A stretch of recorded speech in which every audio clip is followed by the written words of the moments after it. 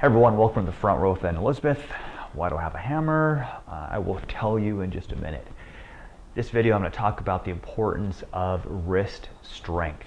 And as we get older, it's not a big surprise that life happens, right? We have fractures, we have injuries, we have dislocations. If you play basketball, you may have popped out knuckles, you may have fractured and broken a thumb. I'm not saying I did, but okay, I did.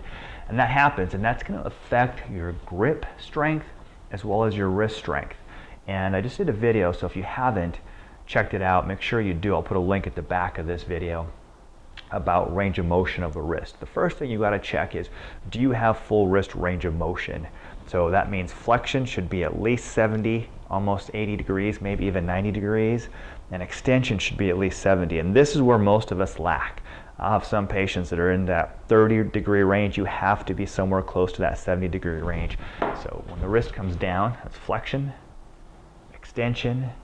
Then when I have it here and I go towards my thumb, that's called radial deviation, and then ulnar deviation. And the goal is, I'm going to show you basic exercises to try to strengthen your wrists up in all those directions. Having a little dumbbell is helpful, and also having a hammer is helpful as well too, based upon where you're at strength-wise. Works best if you have a harder surface like a table here. I've got the dumbbell here. You want to have as much weight so that after that you can at least get 8 to 10 repetitions.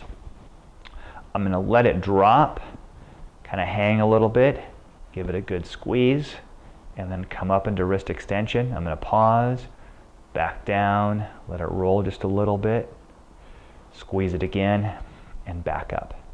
So what I'm doing here is I'm working the extensors. I'm working on improving wrist extension strength. Make sure you go nice and slow so the total time under tension is higher. If I go really fast, I still might get my 10-15 reps, but the total time under tension isn't very high. So it's important to slow, pause in the contracted position, and let it come down slowly. To work on flexion, you just simply turn the weight over. Same type of thing, let it come out just a little bit, get a little extra grip strength as well too. Squeeze the weight, come up into flexion, pause for a count, and then back down. Back up, and back down, nice and slow. If you're coming off a wrist, forearm, hand injury, you may not have the ability to do that. You can use a can of soup, which is 1 pound, and then slowly work your way up. You want to be able to perform about 3 or 4 sets of anywhere from 12 to 15 repetitions and try to shoot for that daily. The next movement we're going to work on is radial deviation. And sometimes a hammer works well. If I have it close to the head of the hammer, it's a little bit lighter. If I get stronger, I can bring it down a little bit. And the idea is to bring it as far up as I can and then back down. Back up, pause, and then back down. Now to work ulnar deviation, I simply turn the hammer around, and now I'm pushing it up behind me towards the pinky. Same kind of thing. Speed is critical, slower is better. Pause in the contracted position, back down slowly. So there you go, basic exercises to work on wrist flexion, extension, ulnar, and radial deviation, because once again, wrist strength, grip strength, wrist range of motion, those tend to be the weak link in this chain.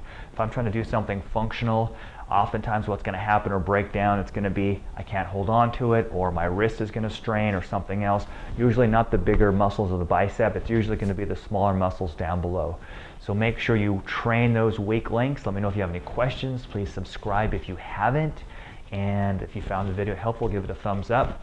And stay tuned, because I'm going to be doing one on grip strength as well too, because after having, like I said, fractured thumb, dislocated fingers, I myself have trouble with grip strength, and so I practice what I preach. All right, we'll see ya.